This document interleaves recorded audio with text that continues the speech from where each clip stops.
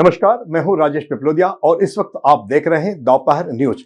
लगातार नई और ताजा जानकारियों के लिए हमारे चैनल को आप सबसे पहले सब्सक्राइब कर लीजिए पेश है एक खास खबर। तो हमारे कार्यकर्ताओं ने रोज घूम घूम के हमें सारे बता दिए, पूरा अखबार छाप रहा, आपकी चैनल दिखा रही कि पेयजल में ड्रेनेज का दूषित पानी मिल रहा है महीनों से, लेकिन नगर निगम प्रशासन के कान पे जू भी नहीं रेंग रही है। नगरीय प्रशासन मंत्री इस क्षेत्र का विधायक है, मुख्यमंत्री यहाँ के प्रभारी हैं इंदौर के। ये हालत है कि यहाँ का टेंडर होने के बाद भी 7-7 महीने फाइल रोक के, यहाँ के महापौर ने, कमिश्नर ने फाइल रोक के आज ये 16 लोगों की मौत, जो पूरा भारत नहीं पूरा विश्व देख रहा है आप लोगों के माध्यम से। इतनी बुरी स्थिति है। महापौर परिषद ने रोक के रखी, मैंने कहा तो महापौर ने रोक के रखी फाइल। ये अन्याय है। इन लोगों पे तो हत्या का मुकदमा दायर करना चाहिए। जो कार्रवाई हुई है उस पर क्या ये लीपापोती है, ट्रांसफर कर देना क्या होता है? इन पे हत्या का मुकदमा लगाओ ना, 16 लोगों की जान गई है। ये प्रशासन सरकार ने अपनी तरफ से कार्रवाई की है। अब आप लोगों का क्या लगता है कि किसकी मृत्यु रही और कहाँ गड़बड़ हुई और आज जो मामला मेरे संज्ञान में आज कुछ चीज़ें आई है, जो कि ये है कि इस वार्ड के अंदर, और मैं पूरे शहर की भी बात करूं, तो फाइलें बंद करके यहाँ के नेता उन फाइलों को दबाने का काम कर रहे हैं।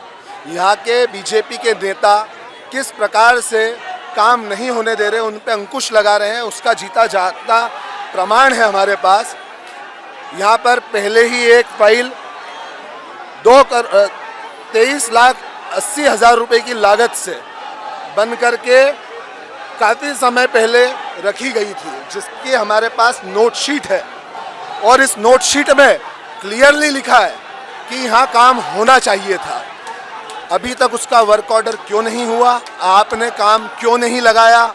और ये इस वार्ड की नहीं, हम पूरे इंदौर शहर के अंदर देख रहे हैं कि टेंडर निकलते हैं, टेंडर के ठेके इनके लोग ले लेते हैं, और इनके लोग ठेका लेने के बाद में महीनों तक काम रोके रखते हैं। निश्चित ही ये जो 144 धारा के तहत 50 mm की 400 mm और 500 mm की लाइन जो डलना थी, वो उसका पूरा का पूरा विवरण है इसके अंदर, और यहाँ पर दिख रहा है। और ये फाइल को किस अधिकारी ने या किस नेता ने दबाया, ये पूरी की पूरी गलती उसकी है। और ये फाइल जो है ये महापौर जी द्वारा अपने पास रखी गई है। मेरा सीधा आरोप है महापौर पर कि ये काम जितने भी पूरे शहर के रुक रहे हैं, इसको करवाने में महापौर जी सक्षम नहीं है, अक्षम है। और किसी भी प्रकार के टेंडर जो होते हैं उनको बीजेपी के लोग रोकने का कृत्य करती है, फाइलें दबा करके रखती हैं। ये एक वार्ड की नहीं, मैं एक वार्ड का जनप्रतिनिधि का प्रतिनिधि होने के नाते ये बात भली भांति रूप से जानता हूँ कि वहाँ पर भी यही परिस्थितियाँ हमको भी फेस करना पड़ रही है। कितने करोड़ों की फाइलें सेंशन है और उनको दबा लिया जाता है। नगर निगम पूरी तरह कोलैप्स है, फंड है नहीं, पूरा कर्जे में है, देनदारी इतनी है कि ठेकेदारों को पैसा नहीं दे पा रहे, और दुर्भावनापूर्वक कांग्रेस के भी लोगों के यहाँ की फाइलें अपने अंडर में रख ली जाती है। और वही कृत्य जो पार्षद इनके साथ में समन्वय नहीं बनाते होंगे, उनकी भी फाइलें रख लेते हैं। निश्चित ही नैतिकता के आधार पर ये जो कृत्य जिनने किया, जिनने फाइलें दबा करके रखी, ऐसे महापौर को नैतिकता के आधार पर इस्तीफा देना चाहिए, क्योंकि उनका कहना है कि कोऑर्डिनेशन नहीं है हमारा अधिकारियों के साथ। अरे नीचे से लेकर के ऊपर तक आप ही हो, आपका कोऑर्डिनेशन नहीं है तो किसका कोऑर्डिनेशन है? ये क्या जो बीजेपी के लोग हैं, इनका इनके ही अधिकारियों पे नियंत्रण नहीं है? जब पुलिस को आगे करना रहता है, रोकना रहता है, कांग्रेस की आवाज दबाना होती है, आम जन की आवाज दबाना होती है, तब तो आप अधिकारी और पुलिस को आगे कर देते हो। और जब आपको काम करने की बात आए, जब आपको लोगों के यहाँ विकास करने की बात आए, जब आप अपनी अपनी फाइलें दबा लेते हो और पूरी तरह कमीशन खोरी करते हो, अरे आपको शर्म आना चाहिए कि किस प्रकार से इस पूरे शहर को किस ओर आप ढकेल रहे हो।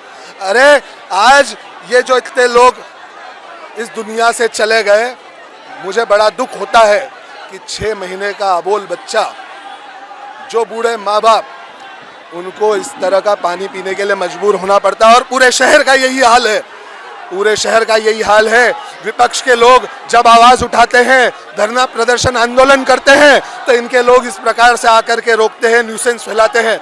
ये पूरे के पूरे बीजेपी के गुंडे, जिस प्रकार से इनका मंत्री जो इनको सिखाते हैं, वही आज इनके कार्यकर्ता सीख करके यहाँ रोड पर वही कृत्य कर रहे हैं।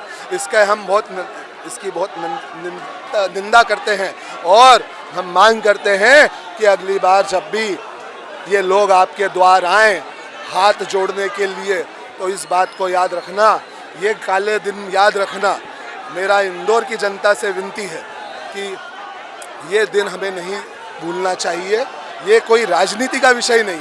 आज भी हम मिलने के लिए यहाँ आ रहे थे, हम एक भी दिन यहाँ पर किसी प्रकार से राजनीति करने नहीं आए। हमारी पहले दिन से मांग है कि पीड़ितों को मुआवजा दिया जाए। पहले दिन से हमारी मांग है कि जो लोगों का इलाज है उनका फ्री किया जाए। हम उनकी लड़ाई लड़ रहे हैं। यहाँ हम कोई प्रकार से किसी भी प्रकार से यहाँ राजनीति करने नहीं आए। संवेदना वाला मुद्दा है, संवेदना वाली बात है। लोगों का घर उजड़ा है, बड़ा ही दुख का विषय है। ये बात हमें समझने की ज़रूरत है। बहुत बहुत धन्यवाद।